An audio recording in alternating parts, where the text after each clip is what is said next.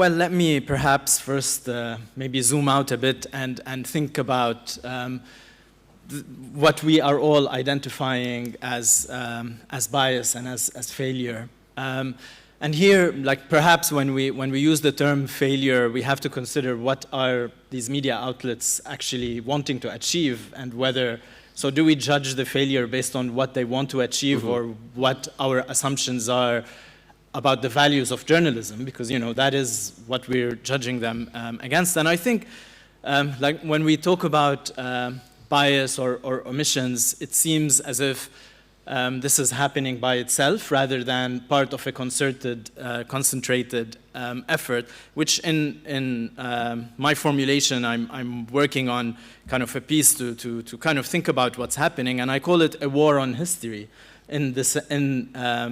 in terms of the narratives that we are getting. And history here, part of it is in relation of the extreme decontextualization, we can say, about, of Palestine and the Palestinian struggle. Part of that is from the Nakba onwards, the history of the struggle for self-determination for Palestinians, but also in relation to Gaza itself. We don't hear that this is actually the fifth major war on Gaza, this fifth major military operation since 2008. We don't hear about the march of return, the peaceful demonstrations that happened there and how they were met with extreme violence as well. We don't know that the people of Gaza, the majority of them are in fact refugees from areas that are now in Israel.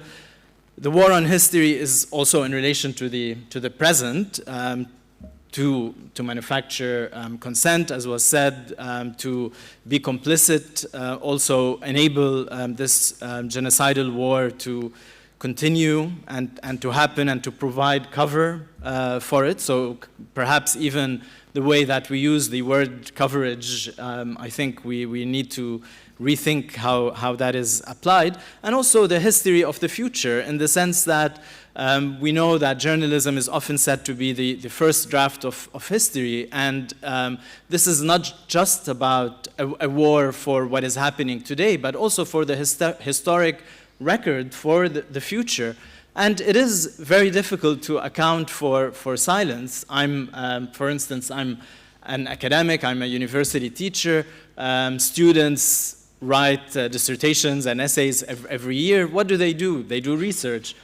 Research of what? Of existing articles, of existing reports. And when when the overwhelming reports from legacy media are painting this particular picture, it becomes the legacy of that is also for the future, for what would be the archives of the future as well.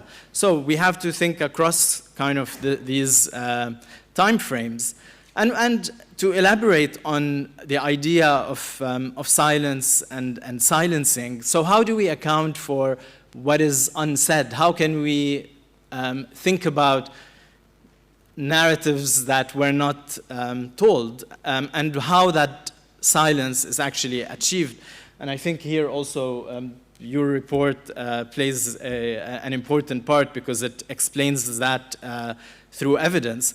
But we can talk about, for example, the way that the policing around how the story starts, how the news story starts. And of course, we know that when this war started, there was a concerted effort to begin the story with October 7. Nothing happened before, and there was a policing around it, in the sense of people always being asked to condemn Hamas, because that is the only starting point for the conversation. And so when we take it not only in terms of what an individual said, when we think about it in relation to a discourse, as I'm trying to do, in relation to, okay, if we take all these media material starting in the same way, what is happening? And what is happening is the policing of how the story starts. Another way is to think about what is it called. So the term genocide Now, genocide is a word, you know, it's just a word that has a, but when we think about also the kind of extreme efforts to police who gets to use the word genocide and why not to use it, it is about complicity, and it is about not kind of using words that are accurate in this context, but it is also about the West itself. Because when we think even of the West and how we perceive the West, what kind of the political meaning of the West that has in the world, the liberal framework, of the idea that the West is the imagined geography of morality, when they don't use the term, they want basically, I think the Western establishment wants to be the one to be able to designate what is a genocide and what is not. It is not South Africa that can do that. It is not us in this room. It is them that want to maintain this illusion, despite all the evidence in the past that they are the moral arbitrators of this world, and that if they don't designate a particular kinds of violence as genocide, then it is not genocide because they are the ones that have that power. And this is about also maintaining the kind of the liberal discursive glue that holds the West together. And so perhaps that speaks to the idea of why this is further eroding what holds the West together, how we witness conflicts, because even if we think of witnessing, for example, another word that comes from that lexicon, so witnessing is not just viewing, it is viewing atrocity with a moral lens, with acknowledging crimes against humanity. And again, who is it that gets to witness? If it is not sanctioned by Western politicians, it is as if it is not happening. And I think a lot of us feel perhaps like it takes a toll on our mental health, because they make us feel as if we're crazy, that we are witnessing, and we got the media, we got the political establishment telling us, oh no, that's not happening. And here we can go back to reading Fanon and kind of thinking about colonial structures and how they affect the mind. And one way to also study silence is to think about the differences in speech in different contexts. So as you said, in relation to Ukraine, for example, and here it's so obvious, you know, it really doesn't need to be said.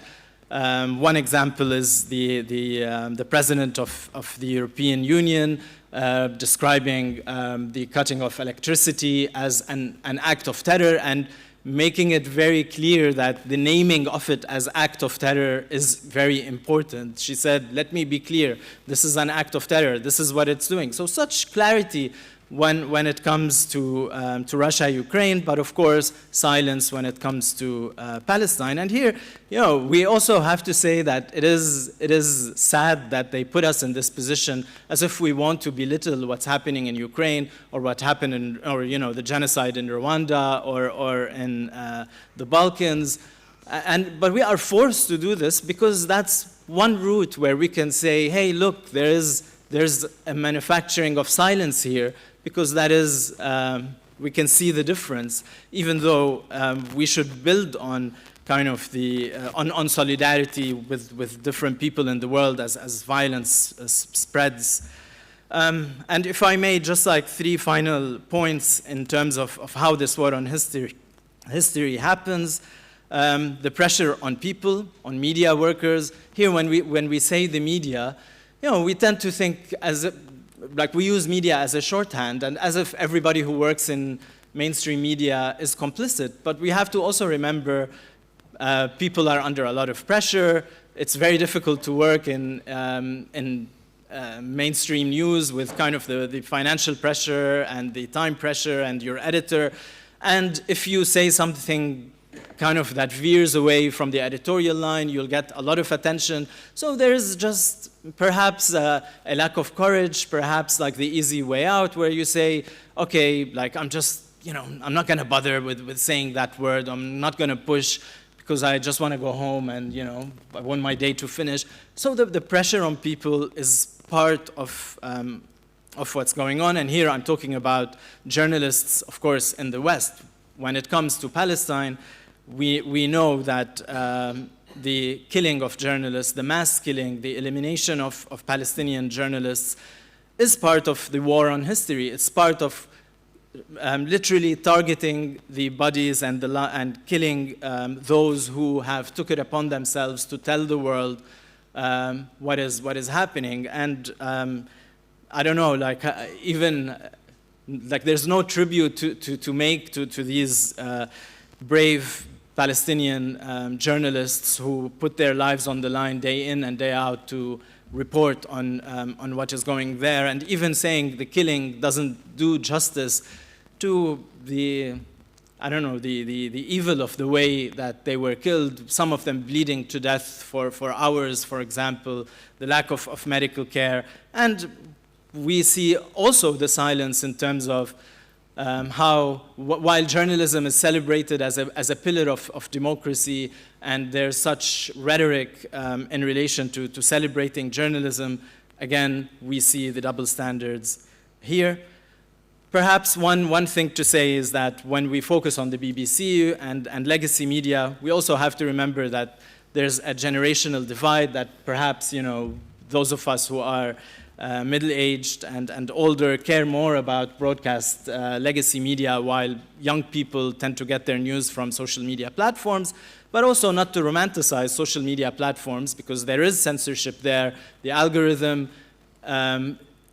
functions in a way that if you are not seeking news about what's happening in Palestine, you either will miss it or you will get biased sources as well. So there is bias in terms of how, let's say, my social media would look like versus someone else, and that is not a good model for... yeah, you don't want to see my algorithm. It's crazy. So, and to conclude, just to answer your question about is it harming media, certainly, I think, and that is also part of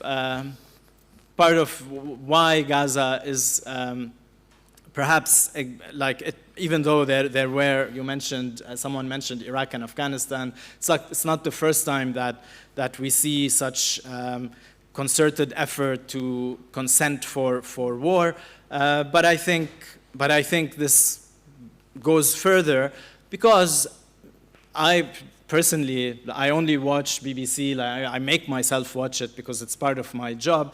But I think a lot of people have simply tuned away. They don't watch them anymore. And at a time when media are already under such pressure, financial, political economy, and political pressure, and at a time when Europe is, in fact, as we always hear from politicians, that there are a lot of security threats that it is facing, they took away the power of like one of the pillars of their public diplomacy, of their soft power in the world, of what gave them legitimacy, which is the media. And if you compare in the Middle East, for example, my parents' generation used to speak of the BBC as the truth, basically, especially given the authoritarian media in the Middle East at the time. Now nobody takes it seriously.